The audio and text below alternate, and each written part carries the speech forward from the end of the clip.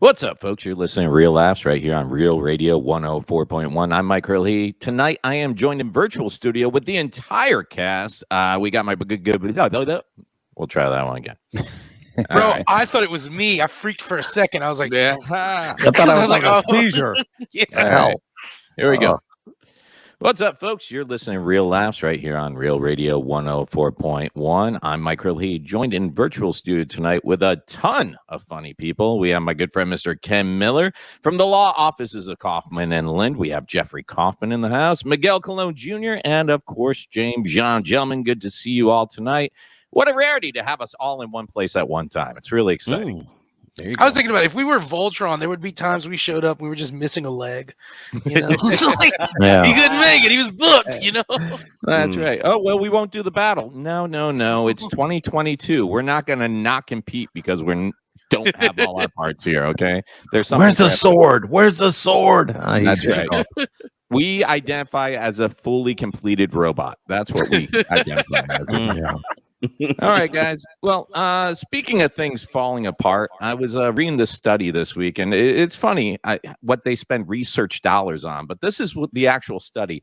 They found that the younger generation will drive around for 8 weeks with a check engine light on before taking any steps to find out what it is or get it fixed. And as soon as I heard 8 weeks, I was like, wow. Because I would drive for years when I was a kid with a check engine light on. As long as the car still started when I turned the key, I figured there were no issues. You know, like when it's blinking, that's when it's like, pay attention to me. Yeah, that's true. Mm-hmm. Like at one point, I think I was in my early 20s. My girlfriend was in the Air Force, and this is how I fixed the check engine light. She had sent me a photo from her graduation. You know, the whole uniform thing, and I just put it over the check engine light. And that was the move. You know, that was the move. And believe it or not, the car never had any major issue, kept driving, nothing smoked, nothing burned. That's how I was when I was a kid. I'm like, when it can't move is when you need to take it into the shop. So I don't know how you guys grew up, but most of my cars were clunkers and beaters, and that's how I learned to work on cars because I couldn't afford to take them to the mechanic. So we had the what were those, Miguel? What were the manuals? Not the Chitrins. I got one somewhere in my bookshelf. We were just talking about this in my office too about how oh my god, because they never had them at the library. The internet, there wasn't YouTube, so what you would do is you would go to AutoZone or Garage, and they would have these books that were basically Childers? Black and white. They were like phone books, basically, for your specific car. For your car, yeah. Mm-hmm. Yeah. And I had one for the Ford Mustang. I had one for the Corolla. And, that's just how I learned to work on cars because you had no other source. Now, are you guys the same situation? Like, I don't know much about your backgrounds. Did you guys grow up with cars? Like, your parents bought you a car in high school and it just ran? Or, Jeff, what was it like for you, man? I had an MGB, my first car I got in the military. One of those an MGB. Yeah, one of those steel. Little, I mean, the thing was, and you could lift that hood up. If your car ever broke down, you could lift the hood up, and just by looking at the engine, you could tell what was wrong. Oh, I got to turn that. I mean, they were so simple. Yeah. You go, oh, that's hanging a little bit, and you would screw it back on and hang it better, and the car would start. I mean, there were so many little. I mean, but it was a tank. It was pushing that thing. It was. And I loved it. I thought I was the coolest guy in this thing, man. I love that car, man. And then it blew up on the way to Atlanta, and that was the end of it. Rod right through the engine, poof, right through the hood. Here it is. Chilton, Miguel. They had Chilton and they had Haynes, and you don't know how hard it was for me not to say Chitlin. I was sitting here going, I'm pretty sure it wasn't the Chitlin car repair manual. But do you remember too? If it was like a Ford Lincoln Mercury, it would be all three in that one book. Yep. It's like, and then you'd have to go, the fancier your car was, you'd have to sub down a paragraph. They're like, if it's the Ford, this is this. If it's the Mercury, this is this. If it's the Lincoln, get ready. I'll tell you, working on cars were one of the things like during high school and college, and even like afterwards. That was more of a social thing for me. It was like, we were working on the car because we couldn't afford to take it to a mechanic and pay for the labor there. Yeah. But if it was like me and a buddy doing brake pads on a friend's like Ford Ranger or something, we'd just make a day out of it. And that was it. But now that I'm older, If I won't even change the oil in my car anymore. Myke, I won't change the oil. It's just no use. There's no use when it's like $40 to not get out of my car and change the oil versus I won't change the $25 to do it oil myself in my fryer, let alone a damn car. I'm impressed that you guys know about cars. I didn't even know that book existed. And I'm gonna say this, man: the check engine light, rode it till the cows came home. It was like the serving size on the box of cookies. It's more of a suggestion than I have to get it done. I never. Have you guys ever, and I don't want to sound sexist, but since it's just guys here and none of us date dudes, have you ever dated a girl and she's like, you're looking at her car and you're like, have you even ever got an oil change? Have you ever changed I changed the air filter on this girl's car one time, and no lie, Myke, it was brown. The whole filter was just brown now. Wow. No air flowed through it.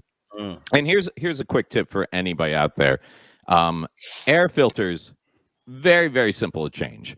Like amazingly simple. Like basically you open the trunk, you open something else, and there's the air filter. You pull it out, you put it back in. And if you go get oil change and they say, hey, we were looking at your air filter and it should probably get changed, and we think we can do it for $35. If you look at them and go, dude, it's like $5 at AutoZone, the guy won't be able to even keep a straight face. He's like, I know, man, I'm just doing my job. Just let me sell you this. I like when they show it to you. Take a look, man. I'm like, yeah, I see those wasp. Like. What about you, Ken? You drive beaters all your life, or what's going on? My first car in the military was a 1995 Mitsubishi Mirage. So it was kind of new. It was kind of a nice car, man. Yeah, no, it wasn't. 35%, 35% APR interest. Yeah. Myke, it was the roll up, the locks, like nothing, no cruise. Dude, I drove that car from Arizona to North Carolina, no cruise control with a tape deck. Damn. Yeah. So no, I never knew that. What's the book called again? Chilton's. You got Chilton's and you got Haynes. My brother was a fix his car. I always remember my brother with a book with the little hanging light fixing his car. I never knew how to fix my car. So once I got rid of the Mirage, I got a Galant.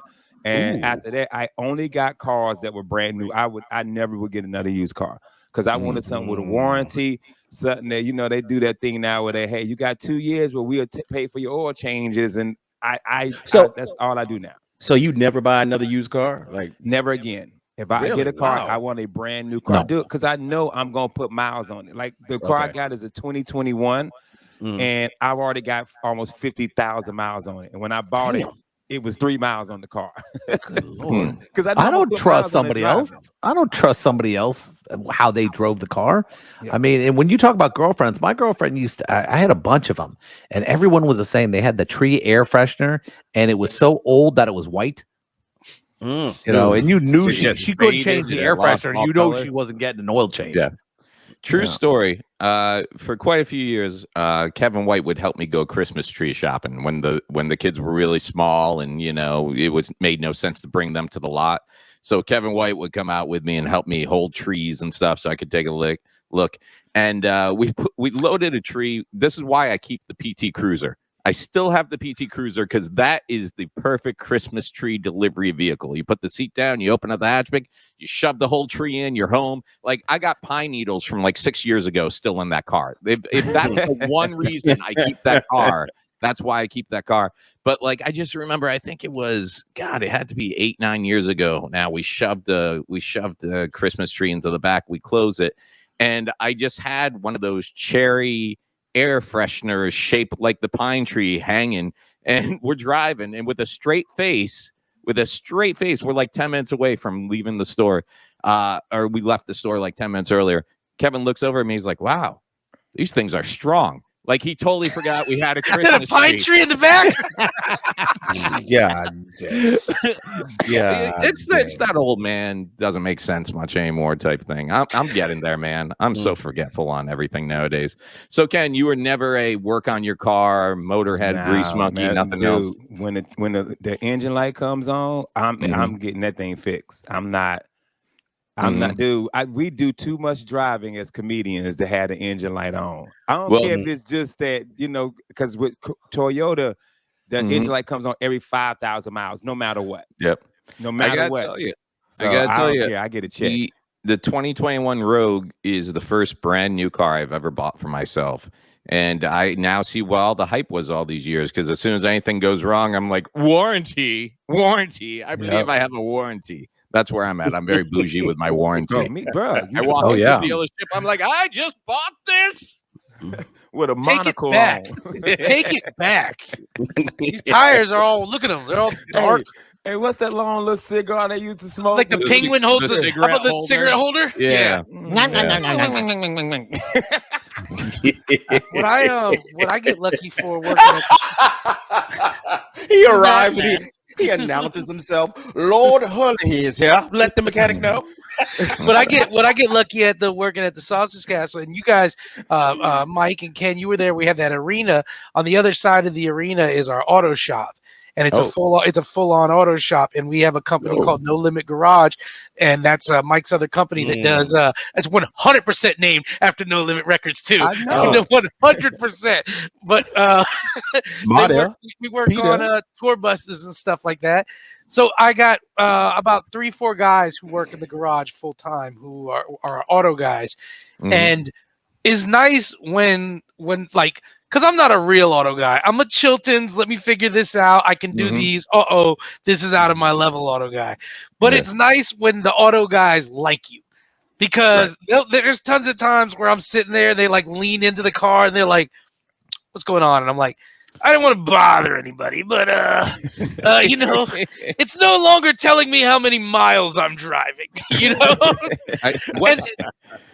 What's the longest you've probably gone with something that a normal person would have got fixed, but you were just like, yeah, I'll tell you right now, Lincoln Continental I had in 2001. I bought this Lincoln Continental and I had it for about 3 years. I used to keep the car for 3 years, traded it while it's still good, get another used nice car.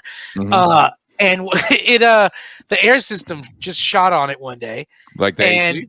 No, the air suspension.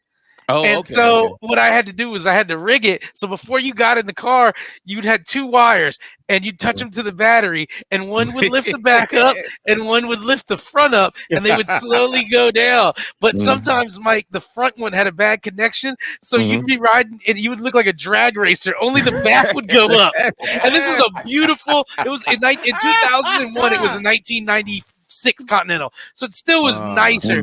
But it would just. I went like a year with that. I had a 1988. I think it was a Toyota Camry. Yeah, that sounds about right. Toyota Camry, and the starter went on it. And my buddy Jay showed me that you could hit the starter with actually a hammer. Yeah, you could hit, and that would make it turn that fan going. When the starters go bad, it's usually because the bristles inside aren't making a good connection anymore. He's like, yeah, you can probably get like another 3 months out of that. So like literally, I would just leave my car unlocked with a hammer on the driver's seat, and that was my key. Which when it was just me going places, it was never embarrassing. But when you're trying to date by like picking up a girl, opening the door for her, and be like, be right back. It just reminded me of like the Archie comics where he had to start his jalopy by getting out and cranking the front first. I'm looking at Mike there with the hammer, and I'm like, look at this sucker. Come on, girl. Why are we staring at the road? Because the car's leaning, okay? Oh, that's when you really debate, like, do I need to turn off the engine to do something? Like, I can fill my gas with the engine on, right? Yeah. Like, I can run to Walmart and leave the car running. What about you, James? How long you driven around with a check engine that you should probably got fixed? 2011, my Avenger I had right before I got my newer car didn't have AC. I rode around for over a year in Florida. You remember that black car I had with no AC, bro. So that's the car that broke Ken's back when you guys came back from South Carolina, Ken and Devin. Right. Oh, right. Yes. That's right, man. Hey, bro, guys. Go ahead. Go ahead. No, I was just going to say, I would start out fully clothed going home in the afternoon, but by the time I got there, underwear was optional. Yeah. Shout out to Pat Garrity, road comic, road dog. He used to tell me that he didn't have AC in his car either. So he would take T-shirts, soak them in water, throw them in a Ziploc bag, throw them in the freezer, and then bring those in the car with him on long road trips. so that he could pull out a freezer shirt. You put on a Frozen T-shirt in his car. Yeah, cool down. And then if you're a comic, it sucks because by the time you get to the gig, you got to change into something that's not wet or sweaty. So, man, Pat Garrity, that guy's determined. Hey, guys, don't go anywhere. We got to take a quick break right here on Real Laughs. Now, when we get back, if you remember last week, I helped my kid with his homework and it didn't go that well. I might just hire Miguel Colon as a tutor because this guy knows everything. But Miguel swept you guys pretty much last week. I wanted to give you a chance to redeem yourself. So I got some questions for third graders when we get back. I actually went down a couple of grades for you guys. So stay tuned right here on Real Laughs, Real Radio 104.1. Let me know when you get back, folks. You're still listening to Real Laughs right here on Real Radio 104.1. I'm Myke Hurley, joined in virtual studio with James John, Ken Miller, Miguel Colon Jr., and from the law offices of Kaufman and Lynn, Mr. Jeffrey Kaufman. Now, guys, last week I told you that I was feeling like not the brightest person because my son came home and had some homework, and I was trying to help him out with it. And it turns out I don't remember anything I learned in elementary school, middle school, high school. Probably I don't remember anything I learned before like this week. I'm like a goldfish over here, you know? So I asked you guys a couple of questions, and I got to tell you, I was feeling pretty good. I was feeling pretty confident because I'm like, oh, we're all in the same boat. None of us remember this stuff, except for some reason Miguel Colon Jr., who has the memory of every girl I've ever dated. Like, just doesn't forget a thing. And will use it and throw it back in your face every chance he gets. Okay, so I'm going to give you guys a chance to redeem yourself. I'm going to take some of the pressure off this week, though. I think last week I said if you chime in and you get it wrong, you lose a point. I think we're going to take that off the table. I'm just going to make it, if you got a feeling, go with it. And that's going to be how we do it. All you got to do is just, if you got a question or you think you got the answer, just say your name. That'll be your buzzer. And here we go. I'll keep track of the points over here. I'm just going to say Miguel's name. No, I'm gonna do this like when you play like flag football. I'm gonna count to like 5 Mississippi before I chime in. I feel like I could already tell Miguel was gonna kind of give a little handicap on you guys, like maybe a little 2-3 second, you know. All right, here we go. Question number 1. Feel free to buzz in. Largest continent in the world. The largest continent in the world. 1,000. 2, 1,000, 3, 1,000. Yo, Ken. 4, 1,000. Asia. My man on the board. Wow, that's nice. Yeah, but don't raise your hand, man. Just be like Ken. Oh, okay. Ken, because people at home can't see the reason of that. Yeah, my home. You know the great thing about radio, it's not a very visual format, so we'll just. I've had people tell me, "Oh, that's what you look like," and it's never like in a positive at all. No. Yep. Remember when you met the Monsters? Shout out to the Monsters, who I've been listening to since I was like 18 or 19. But remember when you met the Monsters for the first time in real life? You're like, yeah, that's not what I was expecting. Russ was in a tracksuit when I met him. He was in a tracksuit. He was on some diet. So I remember he had like nuts or something. He was like, "Hey man, how's it going?" And I was like, "Oh man, like he looks like a Russian mobster, just like on keto." You know? He looks like what Carlos Navarro played in Hawkeye. Yeah. All right. Here we go. Which state became the 50th? Jeff. Yeah, Jeff. Hawaii. Bam! Jeff is on the board today. Nice job, man. That's right. Hawaii. I just want one. I'm done now. Alaska was 49th and Hawaii 50th. James, I'm gonna let you get this one so y'all can play. This one is tricky, so really think about this one, guys. Here we go. What is the third planet from the sun? Come on, James. Come on, James. A big TV show about it. I know. Ken. Mars? Yeah. James. No. Boys, my very educated mother. Come on, man. It's close to home. Come on, boys. Earth? There you go. You got to buzz in. Who doesn't understand the rules? You got to buzz. Who said Earth? I did. Ken after he said Mars. But you already said Mars. Oh. Ain't nobody else saying that. James. We were giving it away. Name all the planets till he got there. Yeah. All right. I was about to go all the way to Uranus, bro. Oh, go deep. I don't know if I should give you a point or take like 8 away on that. That's a 0. We got the first one wrong. Give you a point just because Miguel needs some competition. I love that Miguel's just hanging back. He's like, "No, I'm just going to answer the last 5 in a row and be fine." That's some I want everybody to win. Plus, this way, when it gets to one I don't know, I'll just be like, "Come on, guys." Yeah. So just to recap, Right now, Ken's sitting at 2. Jeffrey Kaufman. James reminds me of the first time I saw a bidet. Just to look in his eyes. Yeah. This water fountain's low. What is that? Is that a fountain? Here we go. What is the largest mammal?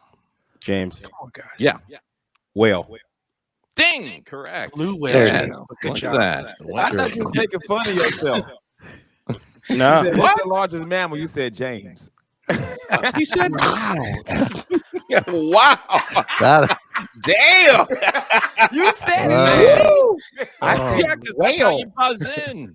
You're supposed to say, okay, my bad. Okay. I thought You were James a was bully, making fun of man. himself, man. Hey, quick bidet story, real quick, guys. We had a very not midget Mac, but another very successful midget over one time at Mike Busey's. No, man, I'm old school.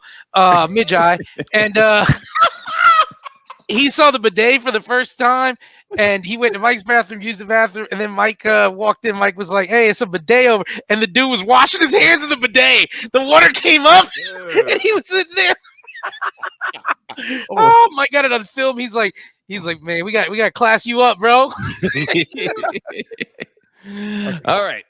This is an easy one. This is anyone wants a quick point. Be ready on your buzzer. Here we go. A group of lions is called a Ken. Pride. There you go. All right. Yeah.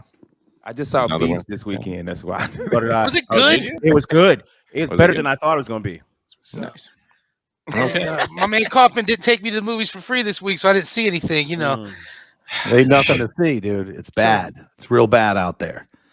You're stuck with some bad movies out there, man. I'm sorry. When's Top Gun coming out to streaming? Any idea? I still haven't seen it. How do you not see Top Gun? How do you I not didn't see see it. I've been busy. All right. All right. Working on cards. Chitlins. Working on chitlins. trying to get the new Chitlin manual and helping my kid with his homework. Okay. What is the largest state in the United States? Ken. Go ahead.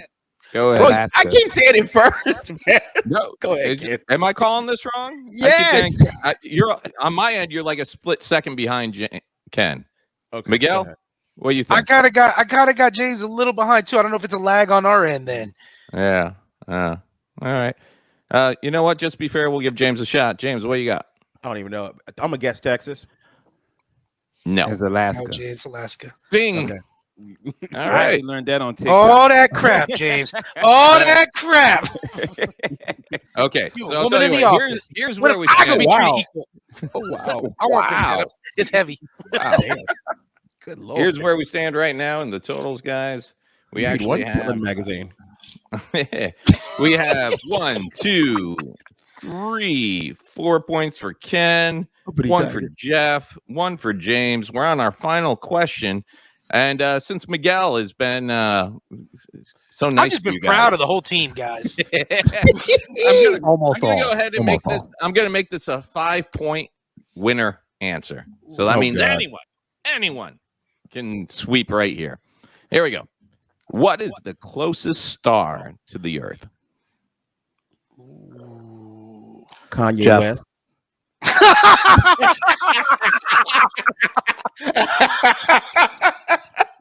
I just don't feel like you guys appreciate the effort. Sorry. Go ahead, No. Jeff. Okay. Go ahead, Jeff. Is it Jeff Alpha said his name. Centauri? What's that? Alpha Centauri? Is it Miguel? Yeah, it's Alpha Centauri, isn't it?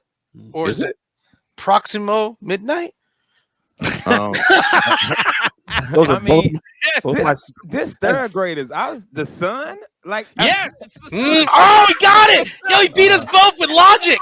He beat us both with logic. damn, Ken. You did that, man. You did that. You did Hey, that. Ken, I'm a slow Ken, clap. 5 points plus 4. He's got the 9. Oh, I think next No. week it's just going to be a showdown between Miguel and Ken. Oh, man, I can't even figure out where the closest star is. you know what I'm saying? You know, the worst thing is you guys start naming things. I'm like, I don't know if that's its real name, but I just got When he the said, sun. "Is it?" I was like, man, I always thought that. I was like, I thought, Ken, you got us. Only reason I got because ain't no way they teaching the third grader octopus. Wow. Push a T. Push a T. Wow. I like James' answer, yo. Kanye. Kanye. which is also an acceptable answer. It's not. It wins. It's really not. It wins. Like Trebek would have been like, "I'm sorry," and it just would have flipped over. Yeah, no, that's right. Yeah. The whole thing would have just changed. This dude said, I mean, without hesitation, he was like, Kanye. Kanye somewhere going, he damn right. Kanye gonna pop in one of the squares underneath us. He's like, first of all, I don't mean to interrupt. Y'all got a good show, but James Young, you get it. I don't know why I just assumed you guys were like, this has me rethinking everything about you guys. Like, number one, I don't know why I figured you guys were like in high school and college, like working on your own cars and taking care and doing man stuff. And then I figured, I don't know why I had James and Ken pegged as like honor roll students all through high school and elementary school. No, I was I an honor roll student. Yeah, so and made the dean's list in college. Yeah, I ain't do all that. But now, I was an honor roll. I just my was mama smart. Crazy. Yeah. It's like Carolina education system just worse than Florida. Yeah, I think we're like 48th or something like that. We're down there. We're Florida's so like bad. We 50 out of all 49 states. Yeah. I went to high school in South Carolina where one of the classes was just called the Civil War. That was just the class. It wasn't history, and it started out with, "I want to let y'all know it didn't have everything to do with slavery. But Lord, they could work." Funny part is in Miguel's class, the South won. Yeah, they end the book. They're like, "And anyway, we got to Gettysburg, and I think you know how it worked out. The South lost to the office with that sass mouth New York boy. That's Right now, you can take you. Yeah, I don't know what religion you are, but you're making Jesus cry." Well, guys, on that note, we got to take a quick break. When we get back, we're going to be talking about a documentary I caught on Netflix over the weekend. So stay tuned right here on Real Laughs 104.1. Chilling, folks. You're still listening to Real Laughs right here on Real Radio 104.1. I'm Myke Hurley. He joined in virtual studio with Jeff Kaufman from the law offices of Kaufman and Lynn, Ken Miller, James John, and Miguel Colon Jr. Now, we've covered a lot of stuff so far. We talked about the beater cars we used to drive and how we would try to keep them going. We found out that none of us besides Miguel are smarter than a third grader. And now I just kind of want to talk about a documentary I had watched over the weekend. As you guys know, I'm not a huge sports guy at all. But what I've come to find is not being a sports guy, when all these documentaries come out of things that happened decades ago, I'm hearing about it for the first time. So it's like a new movie. Like, what was that basketball movie? The thing at the brawl? Mayhem. The Ron Artest thing. Malice at the Palace. Malice at the Palace. Malice at the Palace. I had never even heard about that. I lived my life without even knowing about it. So watching that was like watching an actual movie with me, because I'm like, oh, I can't wait to see what happens here. And then from that, I watched what was it? The documentary of Michael Jordan, the 30 or. You're talking about the 30 for 30? Last Dance. Last Dance. Yeah, the Last Dance. And not being a sports fan, I'm like, oh man, I hope they win this one. Like, I had no idea. Wow. He's watching the conference final with the Knicks, and he's like, dude, I wonder what's going to happen. I was like, oh man, Rodman went to Vegas. Is he going to make it back in time for the game? Like, I had no knowledge of all that stuff. So it's like, so when they came out with this documentary, and if you're not familiar with it, it's about a football player named Manti Te'o, who out of Hawaii, right? Played football in high school in Hawaii. And Notre Dame, went to Notre Dame. And then went off to Notre Dame. And then he ended up having a professional football career after that. But that's not so much the story. I mean, all-around nice guy from what I gathered. But the real story is this guy was the reason that catfishing became a term that's actually in our daily vocabulary nowadays. Because what happened to him is while he was off at college, he started this relationship with a girl on Facebook. And spoiler alert, it turned out not to be a girl. Were you guys like, this thing was so, I sat down to watch it, put it on in the background for 15 minutes. I ended up watching 2 hours nonstop, glued to my set. Were you guys aware of this whole thing when it was going on, like in real time? When did it happen? Like 2010 or something like that, I think. I thought 2013 or something like that. 2013. Oh, okay.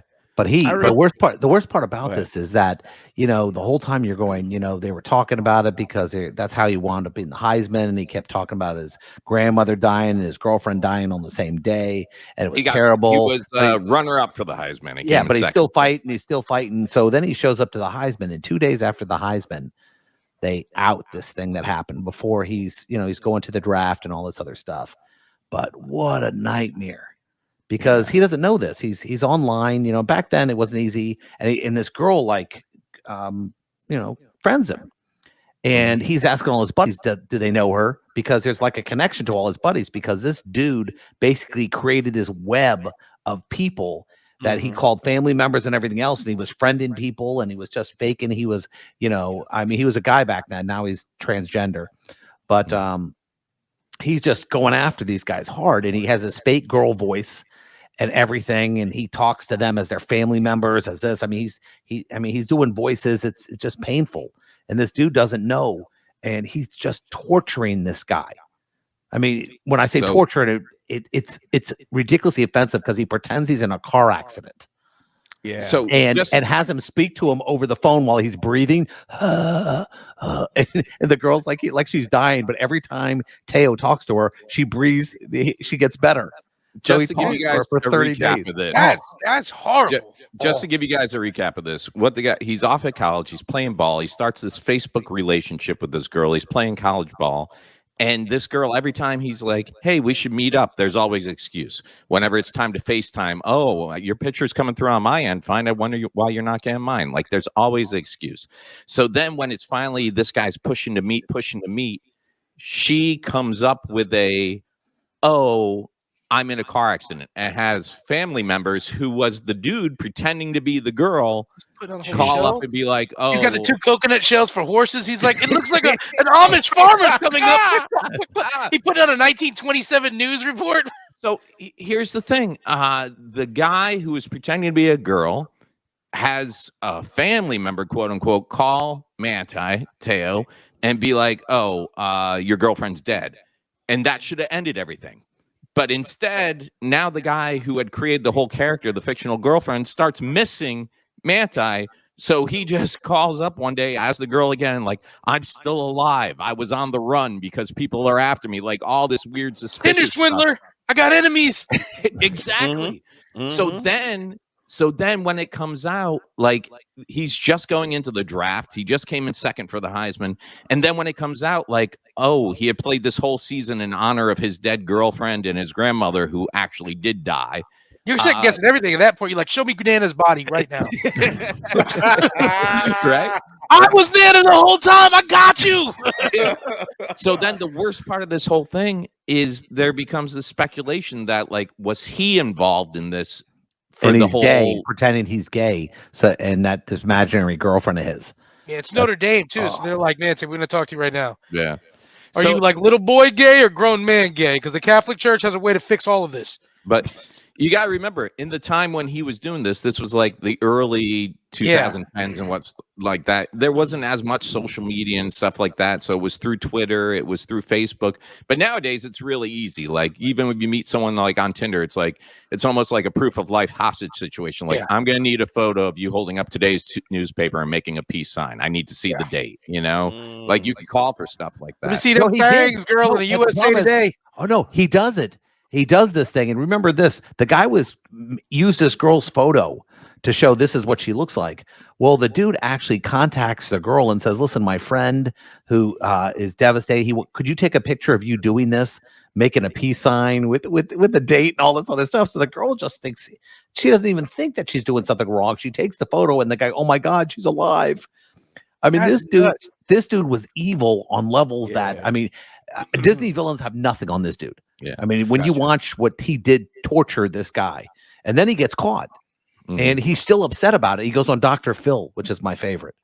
Oh man, Dr. Phil's like, that dog ain't gonna hunt.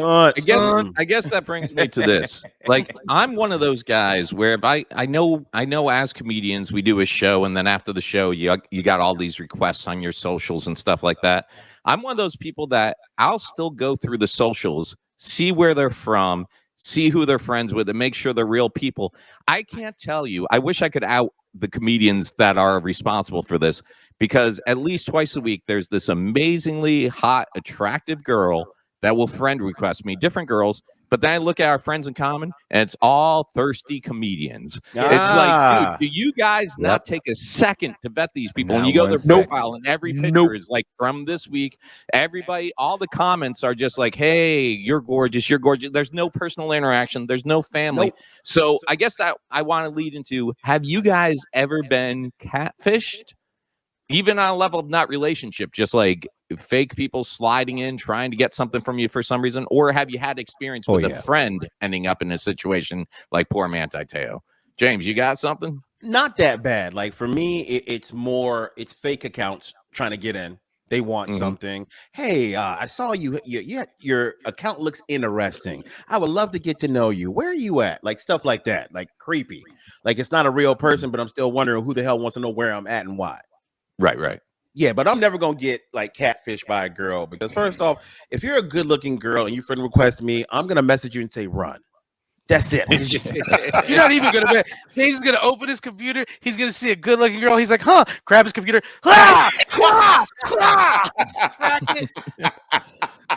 What about you, Miguel? I gotta imagine you've been through a couple of situations. I mean, lots of people have tried, and not like because I'm so slick they couldn't catch it. It's just because they're so bad. Like it's such a mass thing that they're not putting effort into it.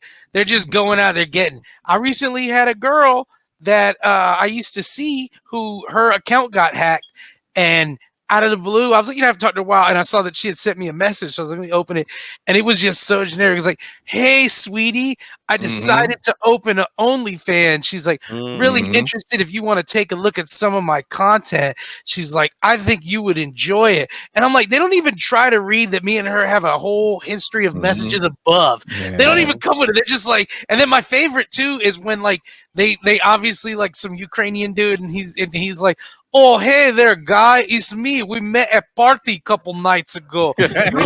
Sexy, large penis, any user. Got shot me like $500. You know what I like? I like the text messages you get where it's like, hey, Doug, it's Lori from the other night. And you text back, this isn't Doug. Oh, too bad. Well, what's your name? Send a pic. Like, well, no, Lori, you seem like you're the type of girl that just whichever one you get. Yeah. May I tell you my response to a couple of these? Let's say that, hey, Doug, Lori, because I've gotten these, and it's like, hey, Doug, this is Lori. Last night was a crazy night. I'm always like, Jesus Christ, you saw Doug? I'm like, we haven't found him. We're looking for Doug. I'm like, Lori, please, where's Doug? I'm like, let us know. We haven't found Doug. They'll never respond back. Another one I got to the police. I gave him your name and number. Yeah. You were the last person to see Doug alive. Myke, that's what I've done. I've been like, I took the last one. I was like, please help us. Another one, this guy, I always assume it's a guy. It's like, hey, sweetie, last night was so amazing. And then they sent me like a nude picture. And I was like, can you send another picture? And then they sent another picture. And they were like, you need to send a picture of me, of you. And then I sent a picture of a little kid.